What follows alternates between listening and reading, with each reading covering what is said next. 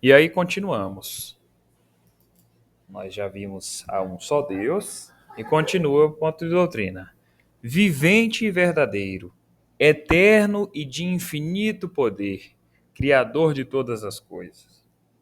Deixei essa parte longa porque aqui nós estamos vendo os atributos de Deus, ou pelo menos alguns deles. Deus ele é vivo, Deus ele é verdadeiro, ele é eterno, de poder infinito e é criador de todas as coisas. Mas não só isso, né? Nós sabemos que os pontos de doutrina são um resumo, mas são coisas basilares para que nós possamos entender sobre esse Deus. E aí vem a primeira pergunta: quais os atributos revelados de Deus e o que devemos a Ele? E nós podemos separar os atributos de Deus em duas categorias: atributos comunicáveis e atributos incomunicáveis. O que são atributos comunicáveis? Atributos comunicáveis são os atributos que nós também podemos ter.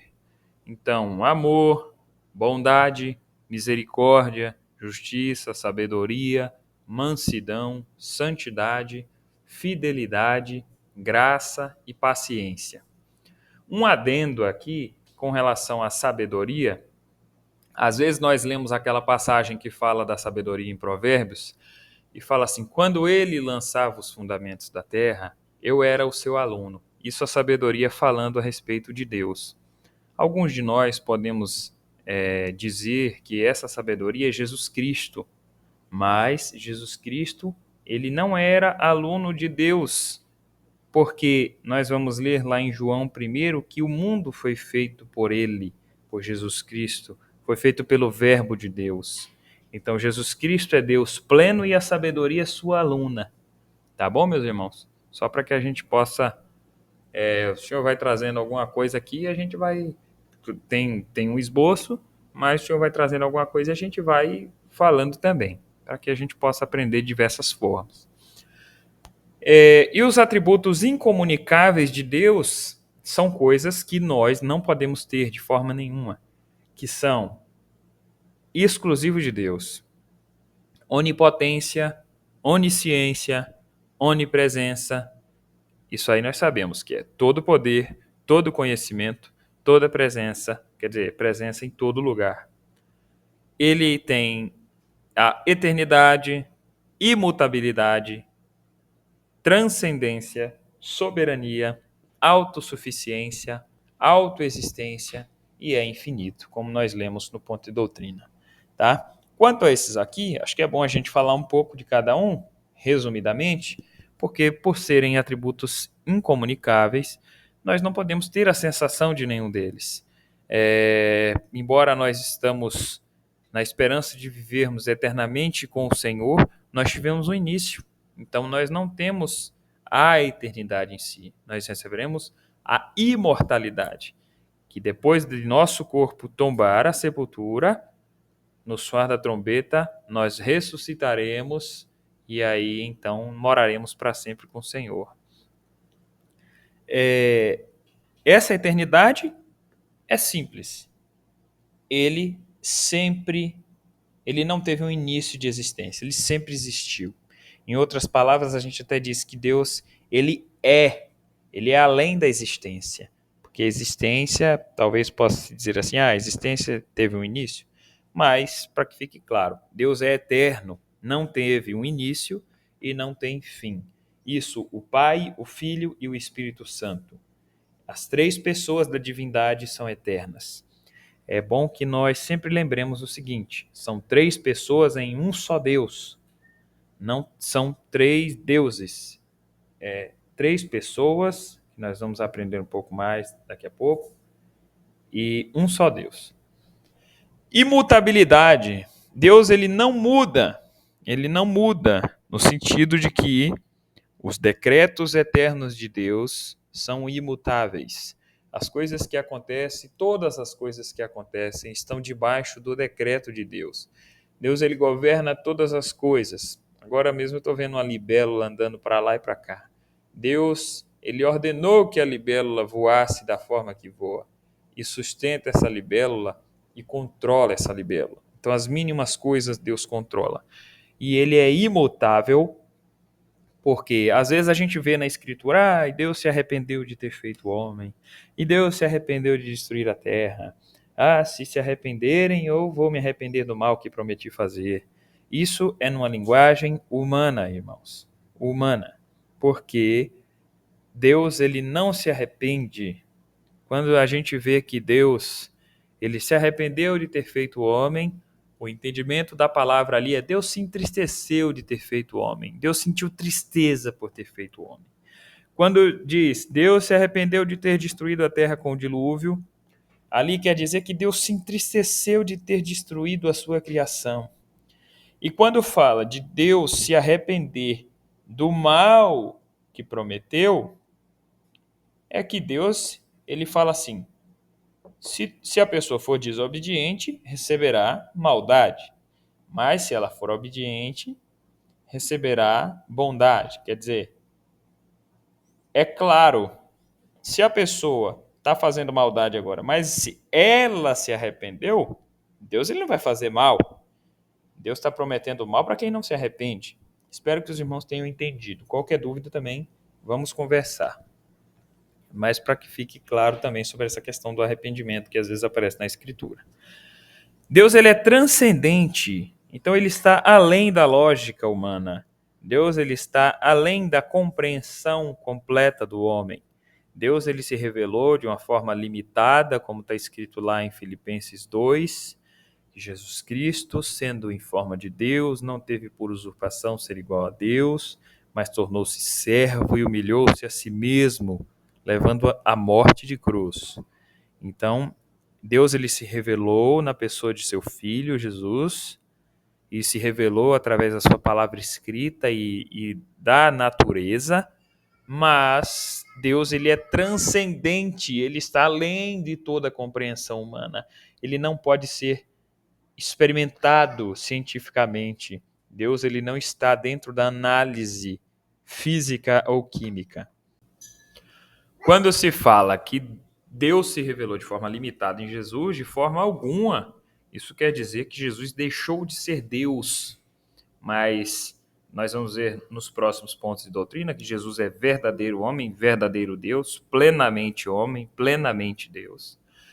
E o apóstolo Paulo, aos Colossenses, ele fala que em Jesus habita corporalmente toda a plenitude da divindade. Quer dizer, Deus Filho é Jesus, o verbo encarnado. Jesus é o verbo encarnado. Não é que Jesus passou a ser Deus, não. Jesus é Deus encarnado. Nele habita corporalmente toda a plenitude da divindade.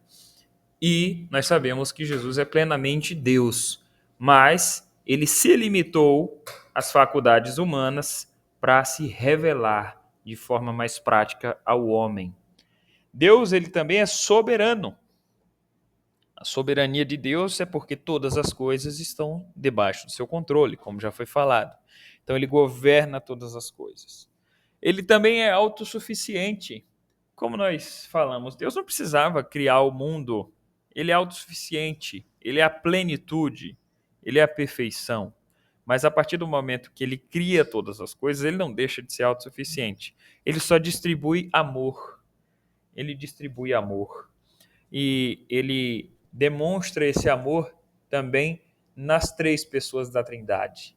Não é o Pai, o Filho e o Espírito Santo em amor. É um só Deus que nessas três pessoas transmite amor. Ele também é autoexistente, que é um complemento da eternidade. Ele não foi criado por ninguém, porque o eterno não é criado. E ele é infinito. Por quê? Infinito em poder, como já vimos, infinito em conhecimento, infinito em todos os sentidos de bondade. Além do mais, a gente pode ver na Escritura que ele é provedor, ele é um pai carinhoso e ele sustenta todas as coisas que criou por puro amor. E o que nós devemos a Ele? Nós devemos a Ele exclusividade. Não podemos adorar a ídolos. Nós devemos considerar apenas o Senhor nosso Deus como nosso único Senhor. Como Ele mesmo fala lá em Deuteronômio: ouve, Israel, o Senhor teu Deus é o único Senhor. E no profeta Jeremias, uma passagem interessante, diz assim: alguma vez uma nação trocou seus deuses por outros, mesmo que não sejam deuses de verdade? Meu povo, no entanto, trocou seu Deus glorioso por ídolos inúteis. Os céus se espantam diante disso, ficam horrorizados e abalados, diz o Senhor.